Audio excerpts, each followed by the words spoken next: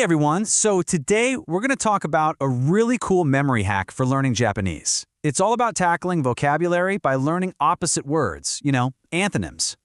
I mean, what if you can learn one word and basically get another one for free? That's pretty much the whole idea behind learning opposites. It's just a super efficient way to make new words actually stick in your brain. The idea itself is really simple, but trust me, it's powerful. Instead of trying to memorize a random list of words, we're going to start thinking in pairs. Like good and bad, up and down, win and lose. These connections just feel natural, right? And that makes the vocabulary so much easier to remember. And look, this isn't just some gimmick. It's actually based on how our brains are wired. The language learning site Tofugu puts it really well. They say our memory just loves making associations. So when you connect two new words, like a pair of opposites, you're creating this super strong mental link. It's way stronger than just learning one word by itself. So it's not really double the work, but it can definitely feel like you're getting double the vocabulary out of it.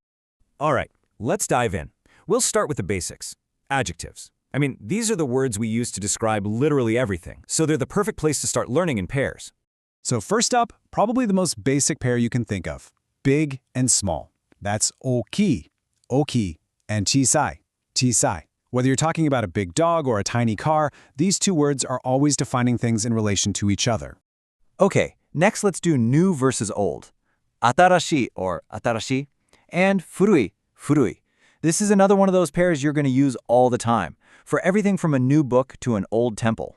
And you can't really talk about Japan without talking about the weather, right? So we've got atsui for hot weather and samui for when it's cold. And it's important to remember, these are specifically for weather, which is, a huge topic for small talk over there. Okay, so we've covered words that describe things. Now let's move into the world of action with some really important verb pairs. Think about it. From sports to video games, winning and losing are everywhere. In Japanese, that's katsu or katsu for to win, and its direct opposite, makeru, mekiru, for to lose. Just a perfect pair. And what about your daily routine? You open doors, you close your laptop. Well, akeru means to open, and shimeru means to close. See? Simple actions, simple pair to remember. All right, let's talk about, movement. We've got iku, which means to go, and kuru, which means to come. These are absolutely fundamental for talking about travel and direction, and learning them together just makes total sense. Okay, now this is where things get really interesting, because sometimes Japanese opposites show us these fascinating little quirks about the language that, they aren't always so straightforward. So here's a classic problem for anyone learning Japanese. You hear a word, but if you don't have any context, or you can't see the kanji, you might have no idea what it actually means. Let's look at a really famous example of this. So both of these words are pronounced exactly the same, hayai, but look at the kanji. Hayai uses the character for early, so it's all about time, like you finish work early. But the other hayai, uses the character for speed, so it's about how fast something is moving. A train is fast. The kanji is literally the key here. It tells you if we're talking about when something happens or how fast it happens. And what about when words describe more than just, the physical world? This is a whole other layer of nuance. You get these adjectives that can describe something physical, like how bright a room is, but they can also be used to describe someone's personality. And that's where the meaning can be really different from what you'd expect in English. This is a perfect example right here. Akarui means bright. And if you use it to describe a person, it means they're cheerful and outgoing. Makes sense. But its opposite, kurai. Kurai means dark, and a kurai hito, a dark person, is not an evil person. Not at all. It just means they're shy or maybe a bit gloomy, introverted. And that's a really important cultural distinction to get because it helps you understand people, not just memorize words. Okay, let's bring this back down to earth with some super practical pairs for position and direction. These are words you will absolutely need to find your way around.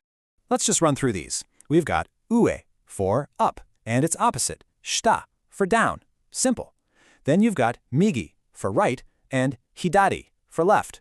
Forwards and backwards, that's mai for front and ushiro for back. And finally, naka for inside and soto for outside. Seriously, learning these as sets makes it so much easier to remember when you're actually lost and trying to ask for directions. So you see the pattern here, right? This whole method is all about building connections in your brain. Every single pair you learn just strengthens that mental map of the language, making your vocab that much stronger and way easier to pull from memory. And it gets even better than that.